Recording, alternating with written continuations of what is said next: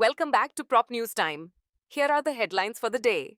Maharashtra Housing Policy 2025 aims for 35 lakh affordable homes by 2030. The Maharashtra government has unveiled its new 2025 housing policy. Majhe Ghar, Majha Adhikar, My Home, My Right. Its first major update is since 2007. The policy promises over 35 lakh affordable homes by 2030 with a rupees 70,000 crore investment. It focuses on sustainability, inclusive development, and private sector participation. Special housing plans target vulnerable groups like seniors, women, students, and migrant workers. A district-level survey is underway to align supply with real demand. The policy also supports self-redevelopment, slum renewal, and green construction. With a digital land bank and centralized tracking platform in the works, this ambitious policy aims to make housing more accessible, equitable, and future-ready across Maharashtra. MMRDA begins work on Rs 905 crore Mogarpada Metro Depot to serve. 4 major lines MMRDA has taken over 174.01 hectares in Mogarpada, Thane to build Mumbai's largest integrated metro car depot, supporting Metro Lines 4, 4A, 10 and 11. Backed by CM Shri Devendra Fadnavis and Deputy CM Shri Eknath Shinde, the Rs 905 crore project will house 64 stabling lines, 10 workshop lines, and advanced facilities like automated wash systems and training centers. Construction, led by SETW, VSE JV, is now underway. A unique farmer-first rehabilitation model offers developed land plots to leaseholders and encroachers. Once operational, the depot will boost metro efficiency, cut travel time by 50%, and serve 1.2 million passengers daily, transforming connectivity across eastern suburbs and Thane. A residential flat spanning 682 square feet, sold in SL Manasi in Pune's Kothurud for 1 crore 23 lakhs. A residential flat spanning 898 square feet, sold in Yashwin Urbo Centro, Phase 2 in Pune's Wakads for 1 crore. A residential flat spanning 588 square feet, sold in Lodha Belmondo Swagras B in Pune's Gahunje for 46 lakhs.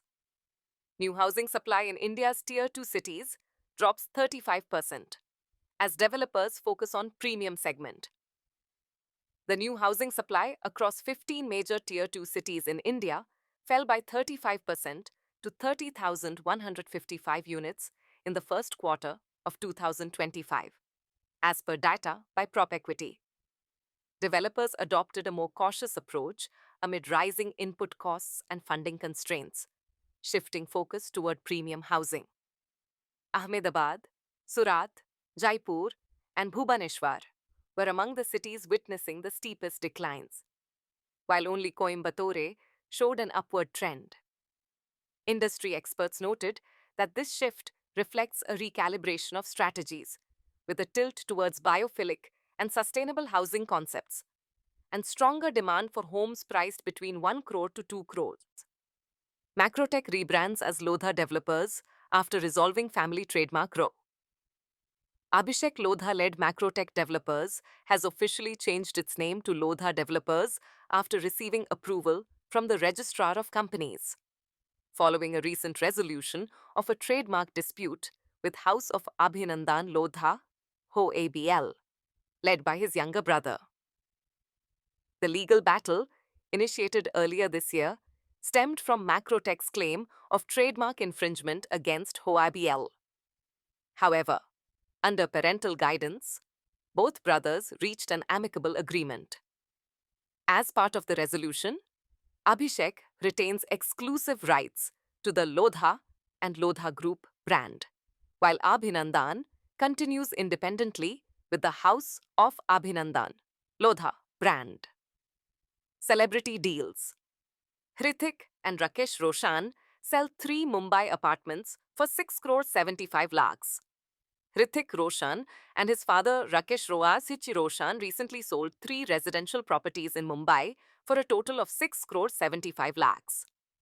Rakesh sold 2 flats, one in Vijay's Nivas CHS for 3 crore 75 lakhs and another in Raheja Classic for 2 crore 20 lakhs. While Hrithik sold a smaller unit in the same Raheja complex for 80 lakhs. All 3 transactions were registered in the past week. This move is part of a broader trend of celebrities actively managing their real estate assets, shifting from residential holdings towards income-generating commercial spaces. RC recovery rates rise to 38% as real estate projects restart across key metros.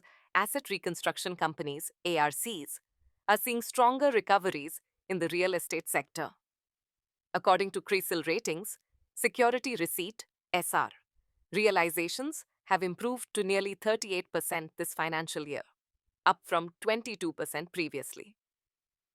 This boost is mainly due to the completion of stalled residential projects in NCR, MMR, and Bengaluru.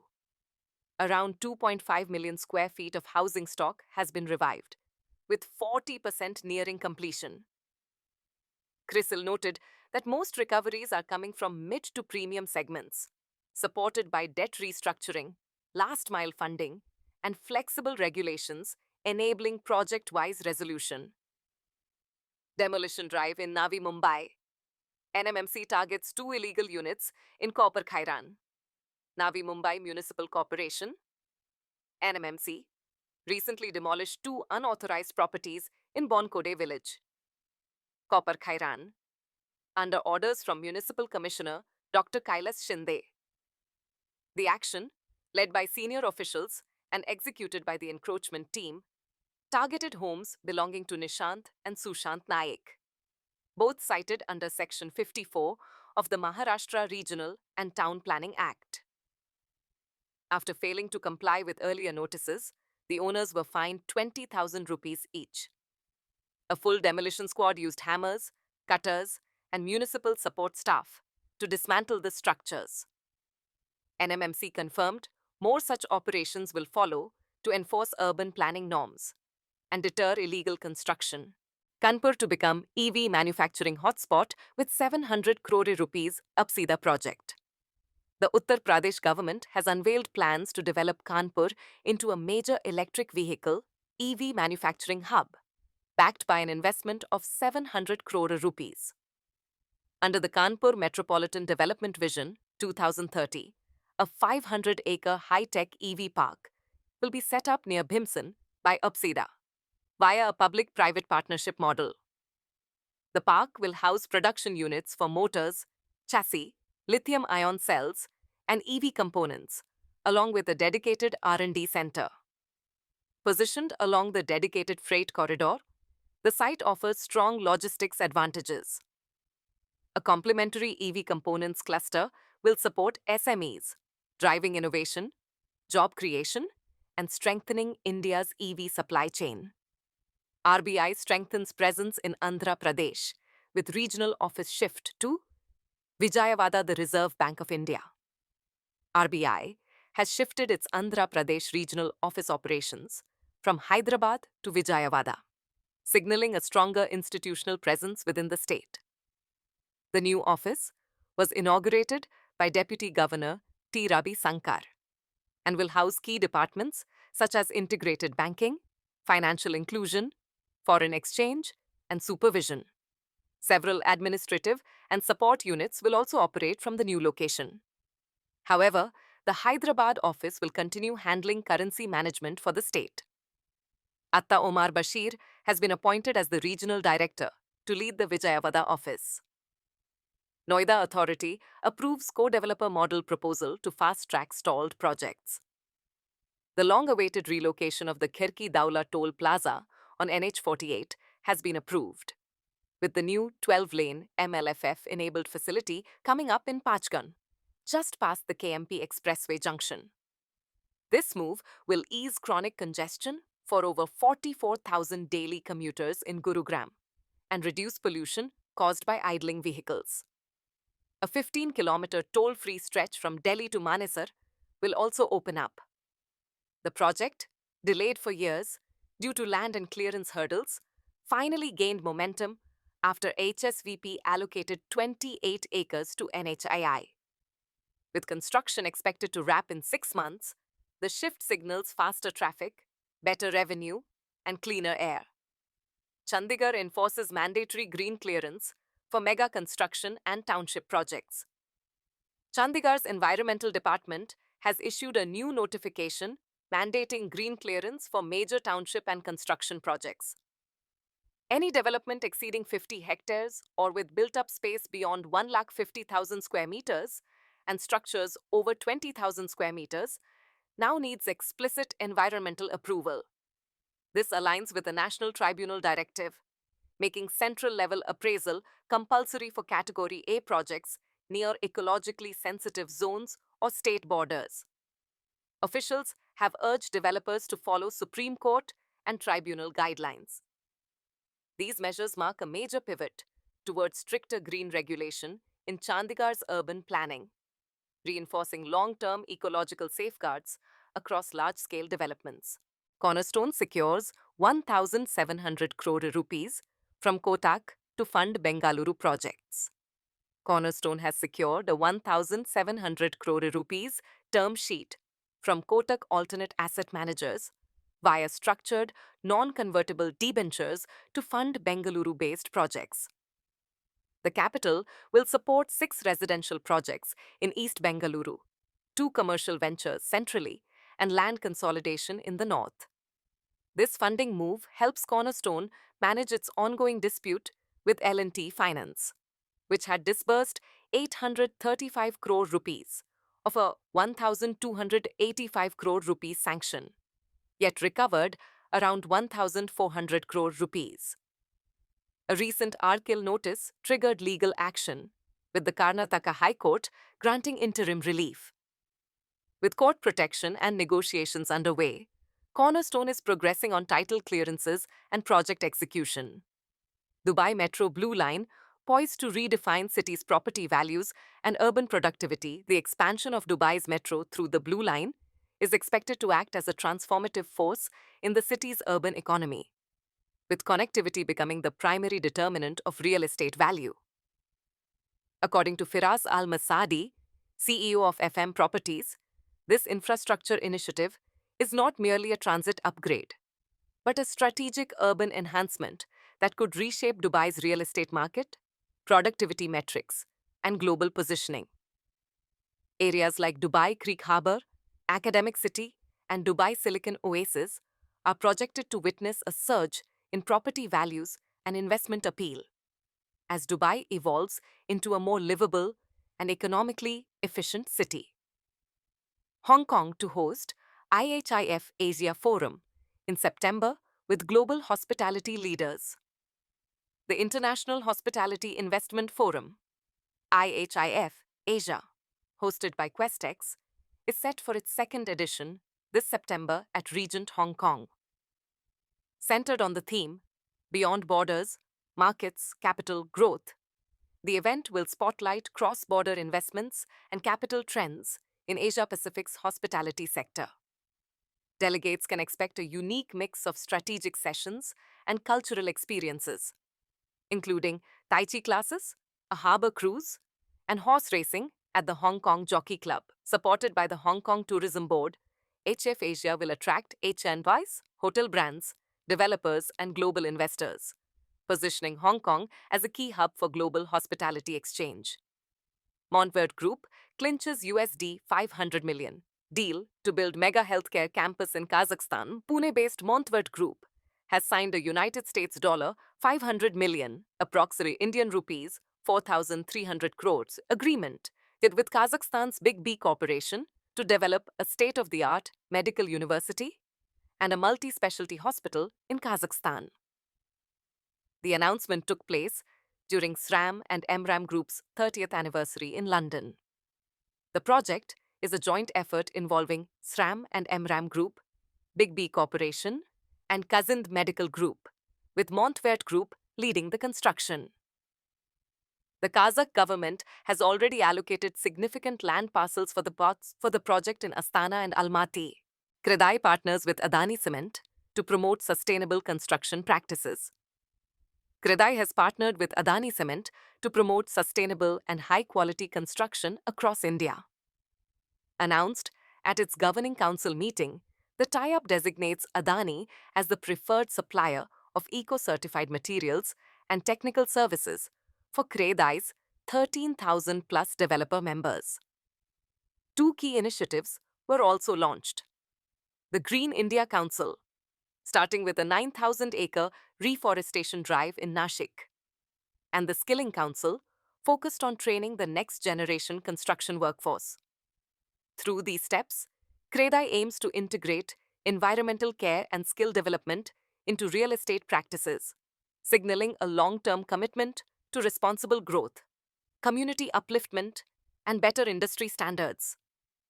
Jio BlackRock Mutual Fund launches Aladdin platform in India. Jio BlackRock Mutual Fund, a joint venture between Jio Financial Services Limited, JFSL, and US-based BlackRock, has officially introduced BlackRock's proprietary Aladdin platform in India. Aladdin, a globally used investment analytics and risk management system, is being made available to Indian investors for the first time. The platform's launch follows the company's receipt of SEBI's asset management license in the past few weeks. Positioned to blend Jio's digital-first philosophy with BlackRock's global investment prowess, the venture aims to simplify, democratize, and transform investment practices for Indian retail investors. Delhi to review circle rates after decade aims for fair property values. Delhi's government has launched a fresh initiative to revise circle rates across residential, commercial, and industrial zones. A committee, headed by the Divisional Commissioner, has been constituted to study the wide discrepancies between notified and prevailing market rates. The circle rates have remained static since 2014, barring a brief reduction during the pandemic. This review is part of a broader push to streamline construction approvals, boost green infrastructure, and regularize unauthorized colonies. The move is expected to improve transparency in transactions and strengthen non-GST revenue channels for the state. Gurugram Civic Body steps up tax recovery, 35 high-value defaulters under scanner. In a bid to boost revenue, the Municipal Corporation of Gurugram, MCG, has issued recovery notices to 35 major defaulters owing 3 crore 60 lakhs rupees, as part of a wider drive covering 69 defaulters with total dues of 18 crore 20 lakhs rupees.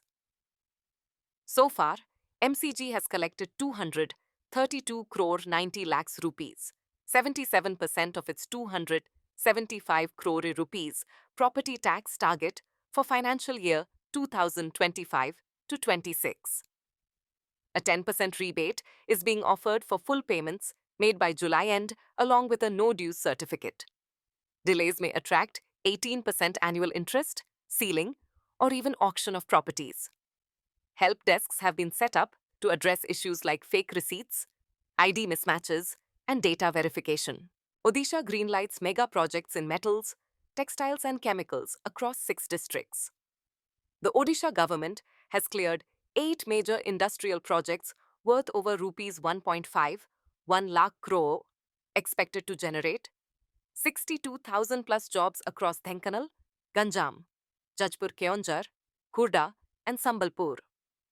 Approved during a high-level clearance authority meeting chaired by CM Mohan Charan Majhi, these ventures span aluminium, chemicals, steel, textiles, and metal sectors. Highlights include Vedanta's rupees 1.28 lakh crore aluminium smelter and power plant in Dhenkanal, SRF's rupees 10,000 crore chemical unit in Ganjam, and Sport King India's rupees 2,055 crore textile facility in Khurda. These initiatives mark a step toward Odisha's Samruddha Odisha 2036 vision and support India's goal of becoming a developed nation. By 2047, GDA seeks rupee 2,441 crore in central aid to revive Noida, Sahibabad Metro Corridor. The Ghaziabad Development Authority, GDA, has made a renewed pitch for central funding to revive the long-stalled metro extension between Noida Electronic City and Sahibabad. The 5-kilometer Blue Line link, expected to benefit over 5 lakh daily commuters from Indirapuram, Vasundhara, and Vaishali, was initially estimated at rupees 1,517 crore in 2018. That figure has now jumped to rupees 1,873 crore due to price escalation and expanded land acquisition. Having failed to get state backing and NCR loans in previous attempts, the GDA is now eyeing a direct grant through the 16th Finance Commission to kickstart this critical urban mobility link. Maharashtra inks rupees 8,000 crore deal with Max Aerospace for helicopter unit in Nagpur. The Maharashtra government has signed an MOU with Max Aerospace and Aviation to set up a rupees 8,000 crore helicopter manufacturing unit in Nagpur. Work on the project is slated to begin in 2026, with the initiative expected to create around 2,000 jobs. This will be Maharashtra's first facility for complete helicopter production, marking a major milestone in India's defense manufacturing drive. The unit will incorporate global technology for integration, testing, and customization of rotary wing aircraft. Strategically located near Nagpur Airport, the plant supports Make in India and Atmanirbhar Bharat goals, boosting both local infrastructure and aerospace self-reliance.